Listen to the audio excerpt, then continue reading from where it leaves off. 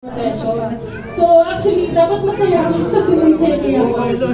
Pero gusto ko lang i-share sa inyo guys na this check, kung makikita niyo po, it's 261,515. So I'm a mom of 3 and my husband is a seaman. So konting lang background lang sa akin. No? So yung husband ko po, si Perry siya for 17 years and we have one child, si Alana, yung panganay ko. So, pandemic came, naganap talaga kami ng business na pagkakakitaan kasi affected yung husband ko. Tapos sabi ko, naisip ko lang nung kanina, nung kinuha ko tong check ko na to, pwede naman kitain ng husband ko to eh. Mag-aantay na lang ako dito para alati tawag sa amin. Pero sabi ko, Lord, thank you kasi kaya naman pala na nandito lang kami sa Pilipinas.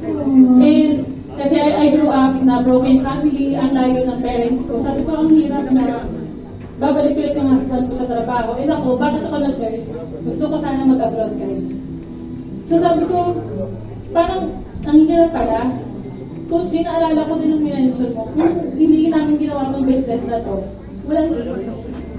Sabi ko, Lord, thank you kasi may platform pala na kaya natin kumita sa negosyo ko. So, 261,000. Sa iba siguro maliit pa to. Pero at the back of this 261,000, nag-meeting ako, maingay ng anak ko lang sa likod ng background ng computer ko. Kasama ko sila, narinig nila sumisigaw, sabi ko okay lang yan.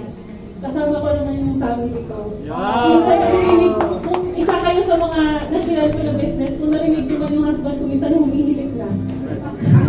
Sabi ko, Lord, minsan natutuwa siya, Lord, sabi ko thank you for this opportunity kasi nagihilik man siya, maingay siya, kasama ko siya. Kaya kayo guys, I know may mga stories sa iyo, may nagalaran kayo sa buhay na kayo naman sa akin. Pero guys, ayun o, sa income ko na to, meron din ako mga partners na nagtiwala at income din.